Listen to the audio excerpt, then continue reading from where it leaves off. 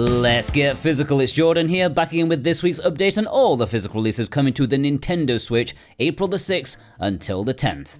Tiny Bookshop is releasing this week on Nintendo Switch and PlayStation 5, and this is a very highly rated indie game that's primarily aimed at those looking for a super cozy time. It is a chill management game that has you running a portable bookshop, stocking with different kind of books, and then selling them to the right people in the right places. Apparently most of the books included are actual real-life books as well, which is a nice touch, and the content can last you a long time if you get sucked into it. People have spent 20, 30, 40 hours on this, according to some Steam playtimes that I've seen. So yeah, could be a good one. And my executive producers, Thorn Metal Luna, Jennifer M, Kevin W, and Joshua L, have chosen this as their pick of the week.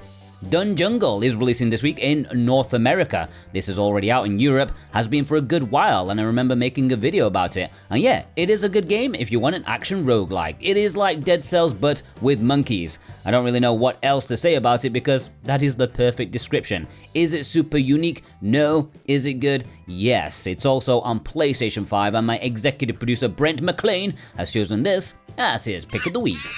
Old School Rally is in the same situation. It's releasing in North America this week after releasing in Europe a while back. This one is a bit less clear if it's any good or not. I think the balance was all over the place from when I played it for a video. If you make the wrong car choice, well, you can make the game either impossible or too easy. I don't know if that's been tweaked since release, but if you want an arcadey rally game that can be fun, then it could be one to look into. And it's also releasing on PlayStation 5. And if you want it, or any of the other retail games in this video, please consider purchasing via the links in the description and pinned comment. That massively helps me out, this series, to keep producing useful physical content for you guys. VGP are a very nice company with free worldwide shipping on orders of 75 Canadian bucks, which is 54 American dollars plus. Each week, if you buy something, you are put into a draw to have a chance of winning a $10 discount coupon. And this week's winner is Caesar GV. Congratulations, Caesar. You should get an email from VGP with your discount coupon in the coming days. If you don't, hit me up and I will sort it out. Sometimes they're just really busy.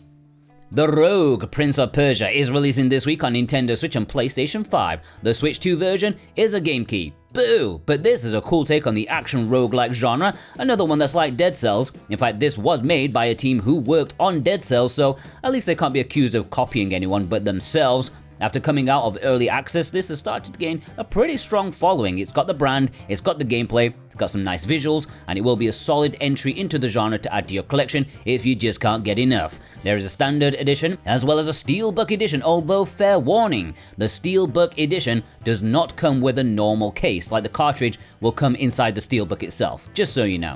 And my executive producers Josh Foot, God of Resin, Super Ben Julio, My Man in Japan Vey, and Madhawk110 have chosen this as their pick of the week.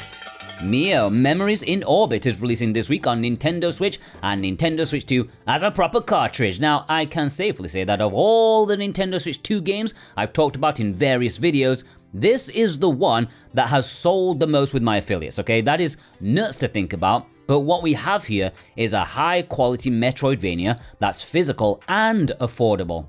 $30 for a proper Switch 2 physical release is something that's given people a lot of hope in a world where everything's becoming more and more expensive. People want to support affordable releases. It is a gorgeous looking and playing game. When it released earlier this year, there was a bit of buzz around it in indie circles, and it's finally here in physical form on Nintendo Switch, Switch 2, and PlayStation 5. And my executive producers, listen, they're excited, I told you. Viz, Firm Returns, Dane Wilkinson, The Nemo 6, Adamantium, Azrath, Jake Vav, Louis K, Danielle O, Sora Cat, Dead Bunny's YouTube, Jimmy A. Guerrero, Dave Huswaite, and my brand new executive producer, Mojo, have chosen this as their pick of the week. Alright, the low print limited pre-order stuff. Toree and Friends Collection is Super Rare's latest Switch release, with pre-orders going up on Thursday. 4,000 copies will be available, and this is quite a cute release. I remember when I was trying to do physical releases by myself, and I talked with the publisher of these games about doing like a collection just like this. It was years and years ago at this point, and they were interested even back then, but then they ran a mile when they found out I lived in China.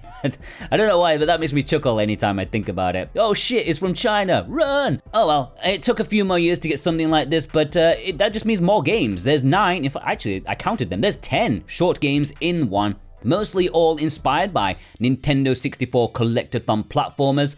3 of them appeared in an Asian import release that some of you may own already. Short, but good games overall. You can complete each one in like a lunch break pretty much. And my executive producer, Kava Clavicol, has chosen this as his pick of the week. Sigma Star Saga DX is one of limited runs pre-orders this episode. It is available to pre-order right now, and this is a way forward release that was from the Game Boy Advance, and I think it's probably one of their more interesting releases. It is a shmup RPG hybrid. It did better with audience reviews rather than critics, but I think it looks fantastic and hopefully mixes those two genres well enough, and this DX version promises to iron out some of the rougher edges the game had on its original release, balancing things out, improving the map, fixing bugs, stuff like that. And my executive producers, Cartoon Soren, John Jamin, Mr. Awesome, and Nerdy Sean, they've chosen this as their pick of the week. Capcom Arcade Stadium Volume 2 is Limitrun's other release this episode, and they're now doing the second collection. Rather interestingly, Volume 2 is cheaper than what they sold Volume 1 for. Maybe it's the new management. Maybe the first one didn't sell as much as they wanted, but it's now $45 instead of $60. That is great. And it has the same amount of games, 32 arcade classics. That is awesome, and the price is quite awesome. I'm finding it hard to be cynical about it. Oh wait! Aside from the 5 cover variations for the penta-picking dingleberries, I don't know, it's not double dipping, it's I'm losing my mind. It seems weird that 4 of them are dedicated to one game or franchise rather than a celebration of the package. I don't get when they do that, but whatever, you can pre-order it right now, and my executive producers Punky Doostar, Dave Horworth, Instacritic, Jeddah Crow, OGCIB, and Big Bruno, they've chosen this as their pick of the week. Alright, the imports Play Asia territory. If you want to import these from Play Asia, you can do so via my links below and get 5% off with my code Jordan2026.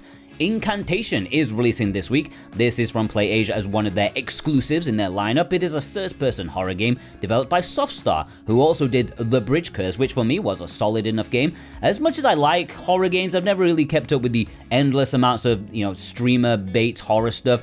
They all seem the same, but playing The Bridge Curse felt a bit fresh to me, and I'm looking forward to giving this one a go as well. I was sent a digital copy for a video review. At the time of making this video, I have not had time to play it, but I expect a similar sort of quality. It's coming in a standard edition as well as a limited edition, also on PlayStation 5. And my executive producers, Ghost Bune and D's Nuts, have chosen this as their pick of the week.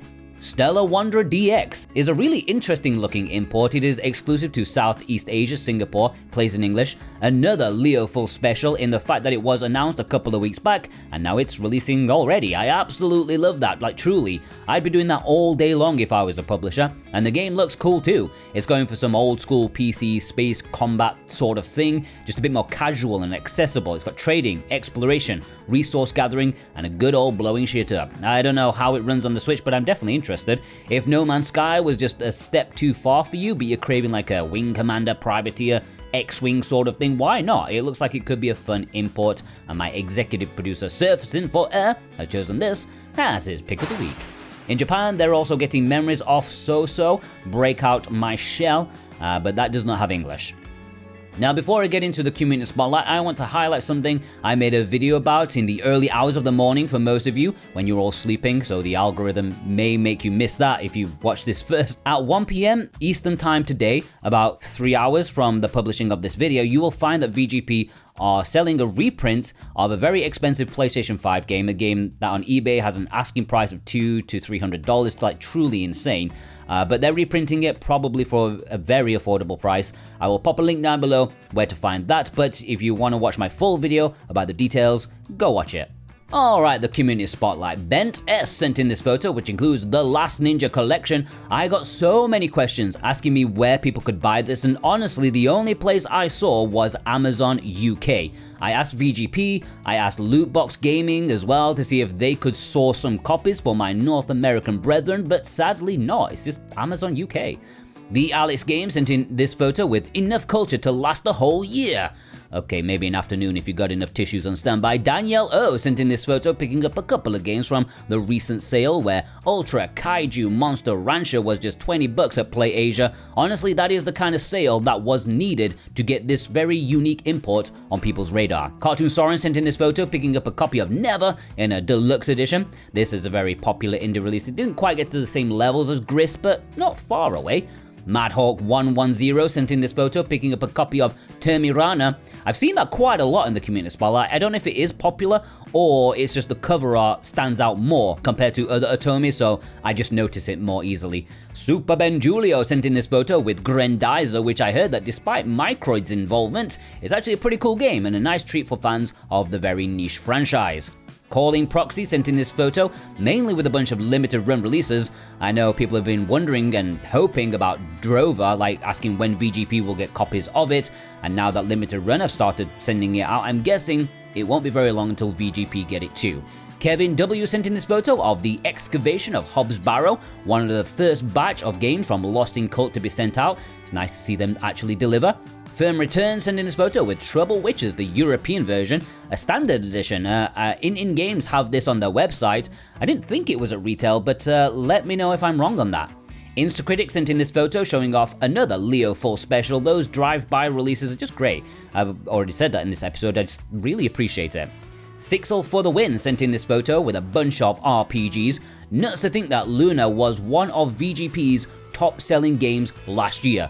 Gung Ho must have been rubbing their hands at how their incompetence, which led to the panic and hype surrounding the release. Sometimes being an idiot can pay off. The One sent in this photo of the Mega Man Star Force Legacy Collection, which has been a decent seller. It's sold out on the Switch in many places, although Capcom do tend to be very conservative. They do very low prints at the start, maybe even to push the narrative that it's selling well. Yes, I said that, but either way, it is a nice collection. I'm sure it will be restocked pretty soon.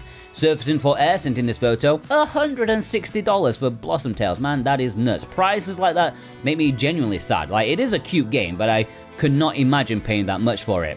Lewis K sent in this photo with Shovel Knight Dig, which I guess just recently got sent out by Super Rare Games. Again, another game they misjudged demand for, sold out way too quickly for a franchise as big as Shovel Knight. What were they thinking? Raven Knight sent in this photo picking up Banner of the Maid, High Five, and Star Ocean. Maybe from limited run or maybe from VGP. Either way, when VGP got in copies of it, it sold a bucket load, and they've been nicely prepared these times because it is still in stock. Yes, they sold a lot of it and they still got a lot left. Well, maybe, I'm just guessing that part. You can still buy it, that's what I'm saying. D's Nuts sent in this photo with D's Collector's Edition, or Disc Collector's Edition of Rise Eterna, which is exclusive to Forever Limited, their website. I'm surprised they haven't tried to get rid of their stock via other methods since I know it didn't sell well, hence why they don't have anything new, nor have they discounted them as far as I know, or at least remember. It would be fine if their shipping just wasn't so expensive.